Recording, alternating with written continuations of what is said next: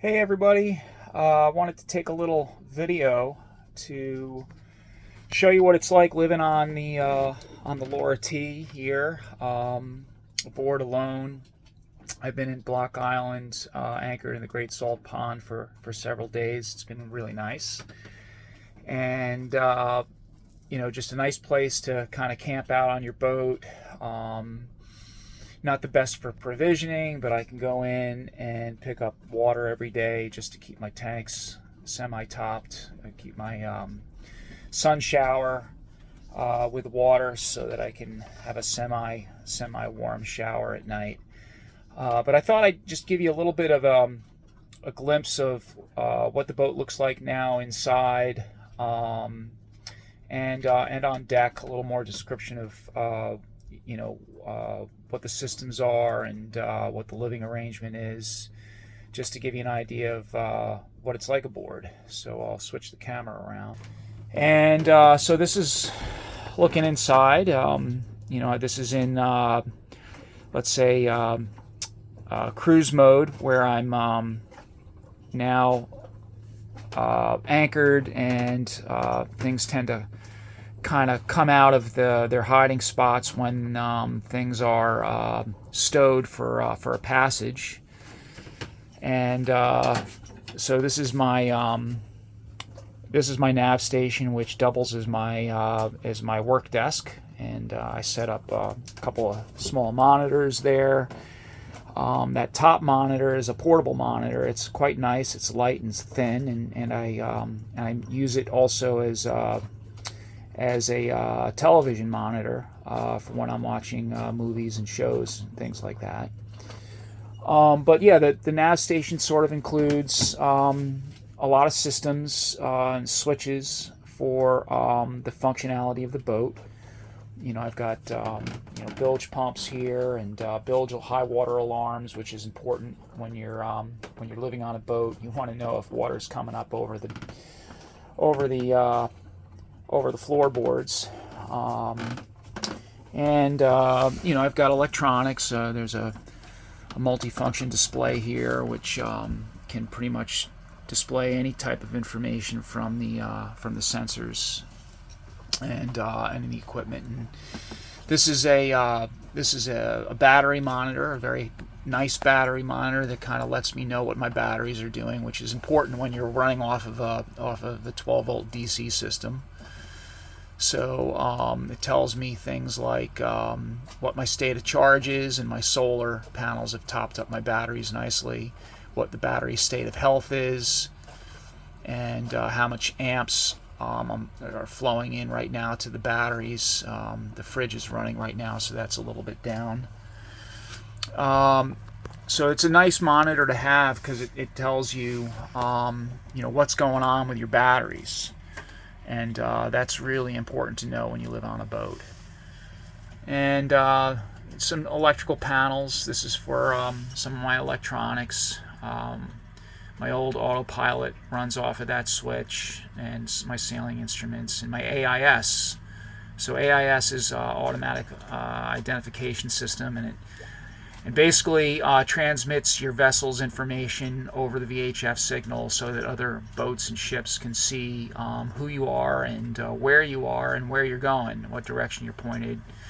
Lets you know if there's sort of collision course type of thing. It's very useful, and it also allows the boat to be tracked over the internet using like an app, or like marinetraffic.com. You can search for the Laura T, or search for this number. This is the MMSI number, and that my vessel is tied to that number, and it'll pop up and tell you where I am. Currently, I'm in Block Island.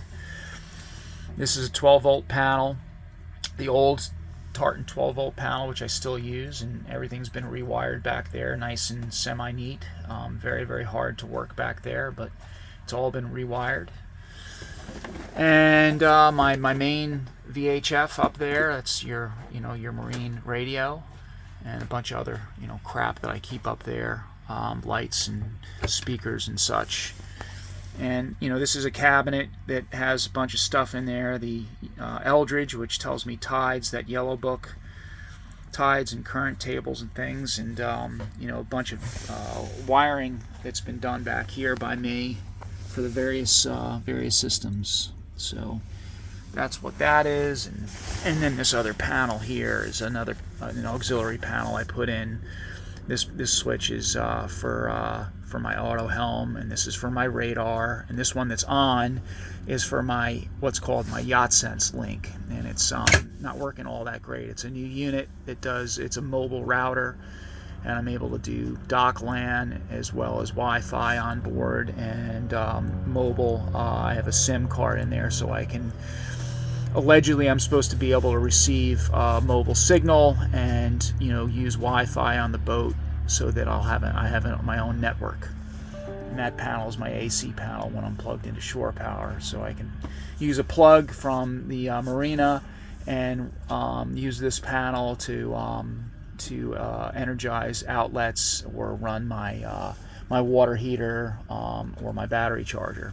That doesn't get used at all when I'm at sea, because there is no AC power, so I'm just running off of DC. And this is the quarter berth here with a nice mattress, and it doesn't get used much, just for storage right now. But if I had other people on the boat, this is one of the places that they'd sleep. It's very comfortable. And then there's a tech compartment under here, which I'm not going to go into, but it's got all my solar controllers, my battery charger, batteries, all sorts of other stuff, electrical stuff in there that's important for the functionality of the boat. This is one of the main accesses to the battery compartment, and all this has been rewired. I've got 3 of those, what they call AGM batteries, Group 31 AGM batteries. Probably could use another one, but there's 3 of them in there, and it seems to work just fine for the loads that I have. Probably add a 4th one at some point. And then all of this was rewired here, designed and rewired by me, and I'm pretty proud of it for an amateur job. I think I did pretty good. So it all works pretty well. And it's been proven, so pretty psyched about it. And then I put this is what's just a reserve battery. I mounted this in here, and this is just in case my main battery bank goes dead, and then I can at least start my engine and run my gear off of this battery. So this never gets used unless there's an emergency. It's just reserve. Under there is my new 2 years ago compressor, and what that does is that's my refrigeration unit compressor, and it's a luxury on a boat, but definitely beats hauling ice back and forth. And I've got a nice big fridge on the boat, and it allows me to kind of live like a little more modern lifestyle. This is the fridge here. Loads from the top, and provisions are getting a little low, especially on the beers. But it's nice to have a fridge, and definitely I knew right away that this is one of the things that I wanted for the boat. That's the evaporator coils there. So it goes all the way down. It's deep fridge. I don't use the bottom right now. I don't need to. And then getting it to seal up well is difficult, and it's not perfect, but I put in this insulation here, and it seems to work reasonably well to keep everything sealed up. What else? Just got my plates and dishes, and all my utensils in there, and cups, and I've got in that hatch all my pots and pans and other stuff, other provisions here, essentials I keep there. And normally in this spot, my microwave goes there when I'm in port. I don't keep it on board unless I just keep it for the marina. But right now I just put that box in there for storage of stuff, and it stays nicely put. And what else we got? So my main salon, and very expensive but very nice Block Island towel, and some nice pictures. And Lily did a wonderful job of having these nice pictures made, and they're just mounted with magnets, and it's really quite nice. Gives the salon a nice homey feeling. Oh, by the way, that's an EPIRB. That's an emergency device, so that if I got to abandon ship or I got a problem, I can set that off offshore, and it'll set an emergency beacon to the Coast Guard. Spice rack, Block Island plate, and more pictures here. Now this area here, this is called a pilot berth, and the reason for the pilot berth is it's a sea berth basically, and it's a pretty good sized sea berth. But I just use it for storage, and it's nice and it's handy because I can put a lot of stuff here, including bags and tools and boxes and water, and it's just a nice spot to store things. The only problem with it is it bumps out the settee a lot more into the middle of the boat. But I like having that additional storage, and when you're living on the boat, on a boat this small, you really do need this storage. I thought erroneously that I'd be able to use this TV, that I'd be on shore power occasionally, so I brought it. It's a Roku TV, and it's pretty nice, and it rotates. So it's just kind of rotated out of the way for now. But I haven't used it, and I kind of regret bringing it. And I won't bring it next year because it's just, don't use it, don't need it. I could use the space. There's a barometer, a brass barometer, and a clock. Makes things look nice. And folding table. This table folds down, and it's got an extra leaf. Snacks. Got some alcohol there, scotch and whatnot, and some other storage here, and then there's various areas for storage behind these access ports here that I have supplies and cleaners and things of that nature that I keep back there, and other storage here, tools and parts all back here. In that one, everything has a place, and everything has a kind of keys in, and this is dry storage here for canned goods, bottled goods that I keep. So that works out pretty well. And part of having a boat like this and living on it is you have to develop systems and refine them over time, and so you're constantly kind of changing things around, making it work, making the boat work better. One of the things that we did was, Lily got these boxes, and it really makes sense. It keeps things dry, out of the moisture, and you can put things in them. I put my, my underwear and shorts in these two boxes, and we've got several others, and they're nice to stow, and it works really well. And here's the head. So the head has got its own sink and shower head. So we can shower in here. Don't do it too frequently, but this comes up, and you can put this curtain around you and take a shower, and it goes into a sump here and gets pumped overboard. So some additional storage. And by the way, all these port lights were replaced, and they open to let plenty of air in the cabin. It's very nice in here right now. And then here's the V-berth of the master, and it's pretty comfortable. It's big enough for two people, and we fit in here nicely. It's got a 6.5-inch custom mattress, which was very expensive, but also very worth it in terms of comfort when you're living aboard.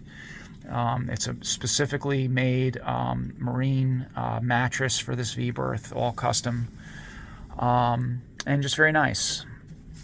And some cabinets, and this is one of the larger cabinets. I've got stuff out of there now. I want you get moisture in here, and you got to be really careful because you can get some mildew and mold growing. So on a nice day like today, pull things open, leave the cabinets, leave these doors open just to kind of air things out. More boxes. I built this shelf. I use this big yellow box is a first aid kit, the main sort of emergency first aid kit, and it's pretty robust. Something nice to have. Well, actually, you really gotta have it when you're on a boat. Have the stuff that's you can make basic first aid. I put this light in. So yeah, that's what the V-berth looks like. This is another storage area that I haven't fully utilized. I think I'm going to build shelves in here over the winter. But there's also access for the holding tank. And the holding tank, when you're in port, is what you use for black water, or your poop goes in there. And at Block Island, they've got a pump out boat that can come around when you call them on the VHF. They'll come around and they'll pump it out, which is nice. And there's all sorts of storage underneath this V-berth that I use for stuff that I don't access all that often. Some more storage here. I built that shelf there, and under there are additional tools, and we throw our shoes in there. So that's nice. So that's what the interior of the boat looks like. Hatches open, nice breeze blowing through. We keep these screens here to keep the bugs out, but bugs have not been a problem at all at Block Island, which is nice. Other things, there's water tank, a big 60-gallon water tank under here, and another 30-gallon tank under there, and more storage under these settees. And then the engine compartment is here. You have to pull this thing up, take the companionway out, and that's the old Westerbeek W50, which runs quite well. It's a tractor engine. It's marinized. Never perfect when you marinize something, but it's a 41 horsepower engine, and it moves this boat along quite nicely. Made it to a 3-blade feathering propeller. Plenty of punch for this engine to get the boat up to speed. So that is an emergency bilge pump in case the water, that red and white and blue pump down there, in case the water gets high and the main bilge pump isn't kicking on or can't keep up. So I put that in this year because boat that you're traveling places with, you should have multiple ways of dewatering the boat. So I've got the 2 electric pumps, plus I've got a shower sump pump that could also be used as a bilge pump, plus I've got 2 hand pumps here, one there and one in the cockpit for dewatering. So the boat is pretty well equipped for dewatering capability. A lot of electrical work that I did back here. The whole engine panel was rewired. That wiring comes here and onto the engine. Alternator disconnect, new alternator there. The amount of work that I've done on the rewiring of this boat is pretty, for an amateur, pretty extreme and difficult. But it works, and I think I did a pretty decent job on it. This is all, by the way, the silver stuff is all insulation, sound insulation. Helps reduce the sound. This is not a quiet engine, and you're always looking for ways to kind of reduce that sound into the cabin. What else can I show you in the cabin? The other thing is I've got an alcohol stove and oven. That board comes down and exposes the stovetop, but it's very simple to operate, very reliable. It just uses denatured alcohol, which you can get at a hardware store at a West Marine, and it's much easier to deal with than propane, having a separate propane tank. It works just fine. This is a Swedish one. They don't make them anymore. They're in pretty high demand to get these, and I find that it is reliable and simple, and it's just a nice unit.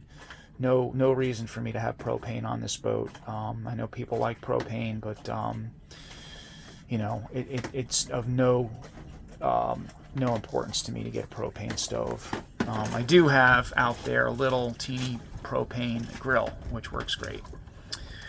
So on deck, we got the helm station there, and the wheel is actually folds up for when you're on anchor. So that's a folding wheel. It folds out when you need it. And this beautiful cockpit table I got for $40 off of Craigslist. It's really nice, nicely varnished. Cockpit cushions come out for when we're on the dock or on a mooring or an anchor. And other instrument displays here. And the Dodger. I got the Dodger window open to let air in, and my laundry. This is the engine panel, just basic stuff, basic information about your engine performance. And one of the things that we installed this year was this wonderful Raymarine auto helm rotary drive unit, and it's mated to the rudder separately through a rack and pinion gear, and it's the best thing I did to this boat. It is just phenomenal. It's like having a really good helmsperson at the helm whenever you need them, whether the sails are up or you're motoring. It's just a phenomenal device. It's very smart. It's got special sensors, and it is just a phenomenal unit to have. So expensive, time-consuming, difficult, custom installation, but totally worth it. Shower that I put in and outlets is a cockpit shower. It's where I typically shower when I'm on the hook, especially when there's hot water in the hot water heater. When you run the engine, it heats up the hot water heater tank, and you get hot water out of here for about 2 days. Let's see, what else can I show you? This is my Raymarine multifunction display.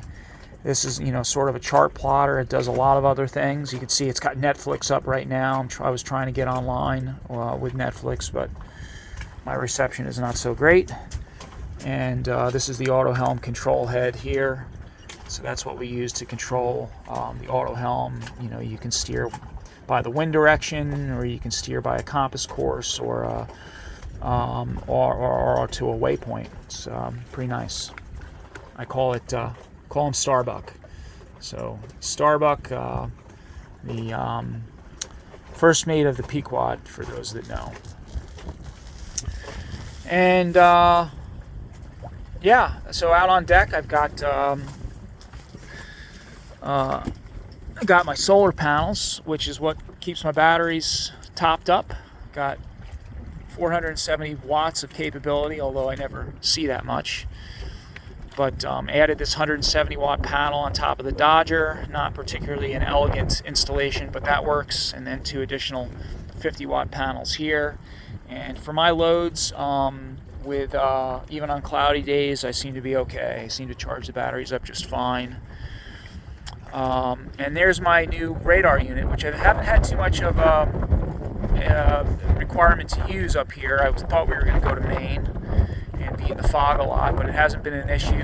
Use it occasionally, but another really nice to have when you're on a real, on a cruising boat, where you may be in areas where you have limited visibility, or you're in the dark, or you want to see the true areas of where the coastline is and not have to rely just solely on the chart.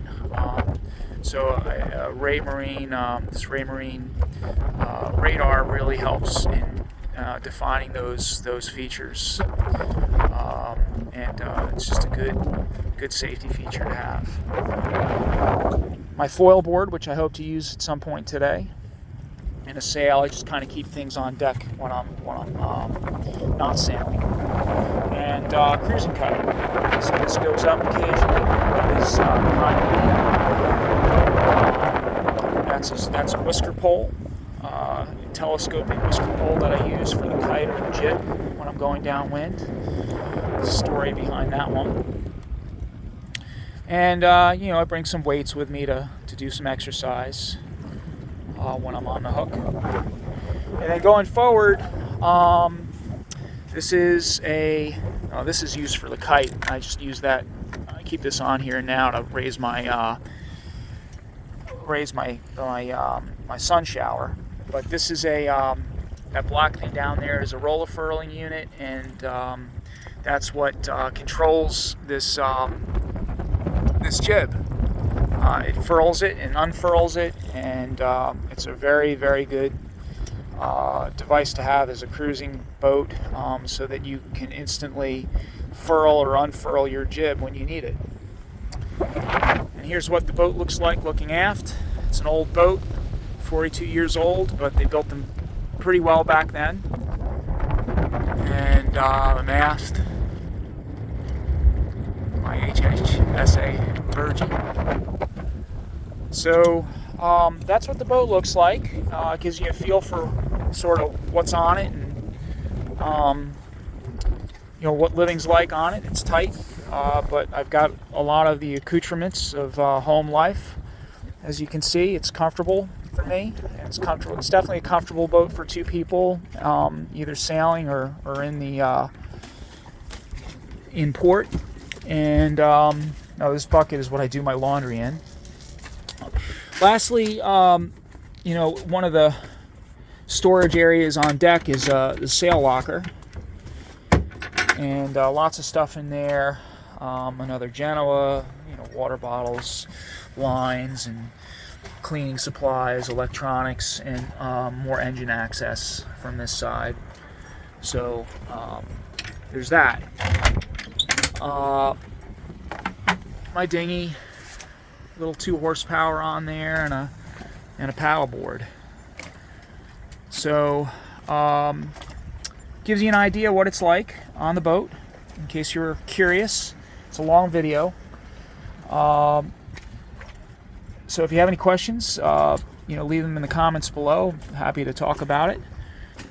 But hope you enjoyed it. Hope it give you an idea of what it's like on an old cruising boat like this, that's outfitted properly for more modern technology, modern cruising. And it's a great old boat. Many things to like about it. So let me know if you have any questions. Hope you liked it. Thanks.